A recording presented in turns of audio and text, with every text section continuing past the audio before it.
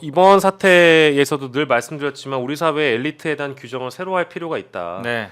공부만 잘해가지고 법복을 입었다거나 고시 합격해가지고 정치권에 들어가거나 뭐 높은 직을 평생 유지하면서 살아왔던 사람들에 대한 어떤 기본적인 어떤 가치관 이런 것들이 다 이제 의심스러운 상황이 돼버렸어요. 맞아요. 특히 이제 정치 엘리트에 대한 부분, 혹은 뭐 사법 엘리트에 대한 부분 이런 부분이 다 마찬가지인데 그렇게 좀 의심해 왔던 부분들이 다 골마 터지는 대목이 12.3 내란 이후에 다 고스란히 드러나고 있구나라는 대목에서 굉장히 참담하고요. 지금 많은 분들이 보시는 가운데 이 이후 사태의 가장 걱정스러운 대목에 대해서 좀 띄어놨습니다. 내란 수괴의 피해자 코스프레가 걱정된다. 혹은 비화폰 서버 등의 증거 인멸이 걱정된다. 탄핵 반대를 주장하는 측의 테러에 가까운 행태가 걱정된다. 이제 이런 의견을 여러분들께 여쭙고 있는데요. 저희가 앞서 이제 나왔던 내용들 중에는 이 내용이 다 담겨 있는데 그 중에 여러분들의 생각을 말씀 주시면 감사하겠습니다.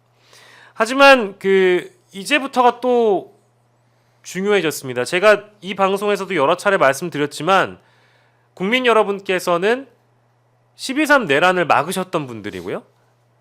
체포영장 집행이 있기 전에 탄핵소추안 가결을 이끌어낸 그럼요. 위대한 국민들이십니다.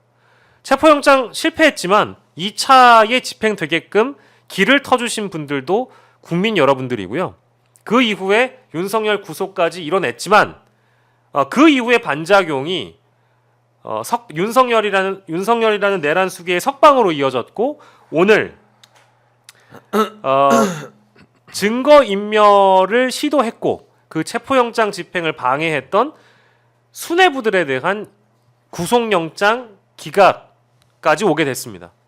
그러니 스코어로 따지면 그 많은 위협을 이루셨던 위대한 국민들이 계시기 때문에 제 입장에서는 지금 생방송을 진행한 제 입장에서는 내일 다시 보여줄 수밖에 없다.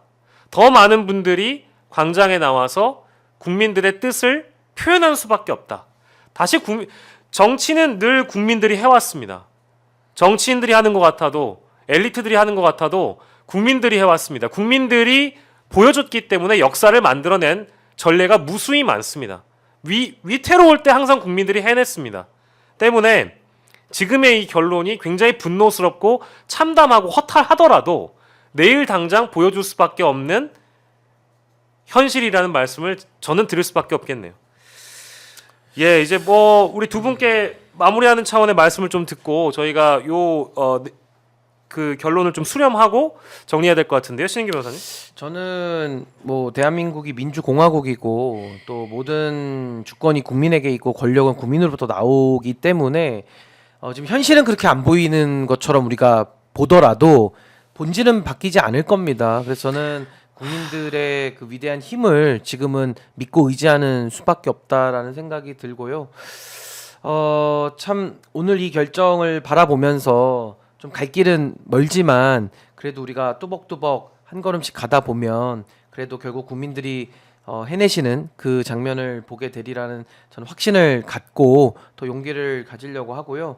가장 중요한 것은 저는 그렇게 봅니다. 이게 친위 쿠데타이기 때문에 검찰에 대한 지배 종속, 그러니까 윤석열 내란 수괴의 지배권이 풀어지지 않는 한은 이게 해결될 기미는 없다. 그럼 결론적으로 우리는 가장 중요한 고리를 먼저 풀어야 되는데 그게 헌법재판이거든요. 네. 그래서 저는 헌법재판소에 대해서 이런 작용이 있으면 반드시 반작용이 있습니다. 그렇죠. 그래서 저는 오늘의 이 김성훈과 이광우에 대한 사실상의 이 석방이 영장 기각이 저는 반드시 반작용으로 돌아올 것이다.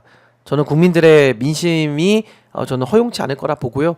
결국 헌법재판소의 그 재판 가장 중요하니까 그 결정 날 때까지 최대한 좀 빨리 내릴 수 있도록 우리 국민들이 목소리를 더 평화롭게 더 내주시기를 부탁드리고 저도 그렇게 하겠습니다. 네, 평론가님. 저도 저 얘기가 굉장히 중요하다라고 봅니다. 분노하지 않습니까? 우리 여기 있는 세 사람도 분노하고 이 방송을 지켜보시는 많은 시청자분들도 분노하거든요. 어떤 결정이 상식적으로 말이 안 된다라고 생각을 하는 그런 국민들이 많다라고 한다면은요, 이 결정에 대한 반작용이 분명히 있습니다. 저는 그 힘이 아마 내일부터 나타날 거라고 생각을 하고요. 그리고 달라질 걸로 봐요. 저는 많이 달라질 거라고 봅니다. 그리고 결정적으로 뭐 중간에 뭐가 됐든 윤석열이 파면이 되지 않습니까? 그러면 이 기세가 꺾이게 돼 있습니다. 저는 그게 가장 중요하기 때문에 핵심. 결국에는 그게 핵심이다. 예. 그리고 저는 정청래 위원장의 발언이 또 한 번 생각이 나는데 아무리 장난질을 쳐도요. 네. 아무리 권한을 가지고 자기들이 장난질을 쳐도 그날 12.3 불법 계엄의 위헌성에 대해서 달 그림자도 봤습니다. 아, 그럼요. 달 그림자도 봤고 저도 현장에 있었어요. 네. 많은 국민들이 충격을 받은 사건입니다. 근데 그걸 이제 와가지고 이 장난질을 치고 일개 판사가 뭘 그렇게 많이 배웠는지는 모르겠으나 이런 식의 판단을 내리잖아요. 달 그림자가 다 본 일이다. 저는 그걸로서 진실을 대체할 수는 없다고 봅니다. 차라리 제 뇌에서 그 기억을 소환해서 빼가지 않는 이상은 이건 해결되지 않는다. 아, 네. 정말 파면으로서만 해결할 수 있는 겁니다. 이건. 이참에 많은 국민들이 봤잖아요. 왜 검찰을 개혁해야 되는지 이거는 검찰이 온몸으로 보여줬고 그리고 왜 사법부를 또 같이 개혁해야 하는지 우리 정말 아주 똑똑하신 판사분들이 많이 보여줬어요. 특히 언론도. 예. 언론까지. 맞아. 언론까지. 예.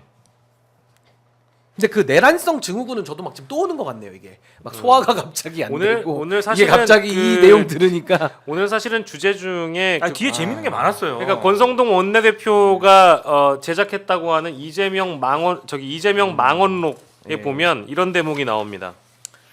안국역 앞에서 2025년 3월 1일 이재명 대표가 이런 망언을 했다고 권성동 원내대표가 주장합니다. 참 할 짓 없네. 제가 아마도 12월 3일 내란의 밤이 계속됐더라면 연평도 가는 그 깊은 바닷속 어딘가쯤에서 꽃게밥이 아마 되고 있었을 것 같습니다. 살아 있어서 행복합니다. 오늘 같은 상황이 왔는데도 불구하고 이 발언을 망언이라고 생각하는 국민은 얼마나 될까요? 저는 동의하지 않습니다.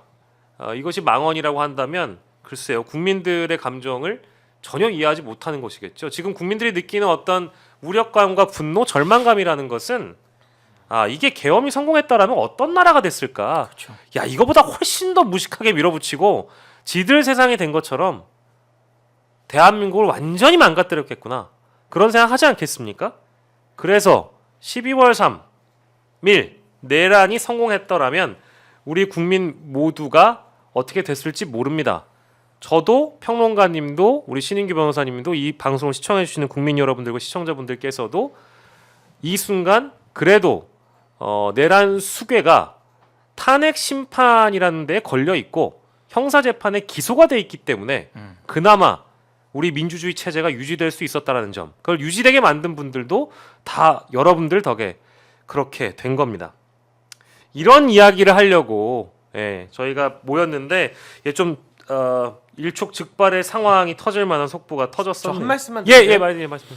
그 혹시 걱정하시는 분들 많이 계실까봐 제가 뭐 위로의 말씀차 한 말씀만 꼭 드리는데 어쨌든 뭐 윤석열 파면까지 우리가 가야 되고 그 다음에 이제 정권 바꿔서 이 나라를 그때부터 새롭게 그렇죠. 아주 또 그때부터 또 어려울 거예요. 이 네. 기득권의 저항이 또 많으니까. 근데 너무 걱정은 안 하셔도 되는 게 지금 저 세력들의 특징을 보시면요. 내란을 옹호하고 내란을 찬양하거나 맞아요. 아니면 2조 심판론을 아직도 하고 있습니다. 네.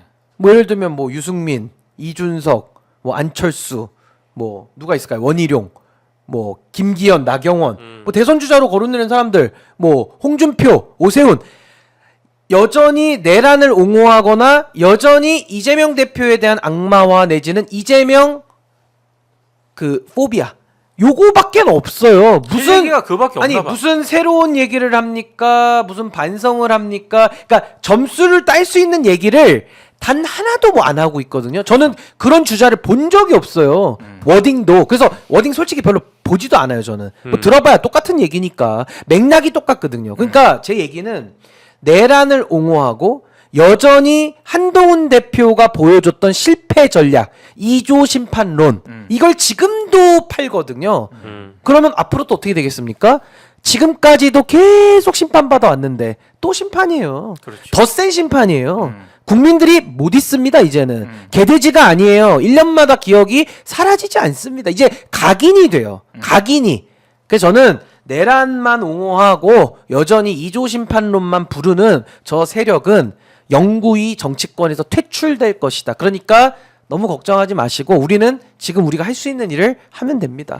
목소리를 내고 예. 윤석열 파면만을 위해서 달려가면 저는 우리 국민들의 힘으로 다 해결이 될 것이다. 힘을 좀 냈으면 좋겠습니다. 네, 그 사법부의 판결을 존중한다. 뭐 그런 말 좋습니다. 항상 동호반복적으로 썼던 말이고 저도 사실 과거까지는 즐겨 썼던 말인데요. 근데 중요한 건 직위원 판사의 그 판결 이후로 예. 저는 더 이상 사법부의 판결을 존중한다는 표현을 잘 쓰지는 않습니다. 예.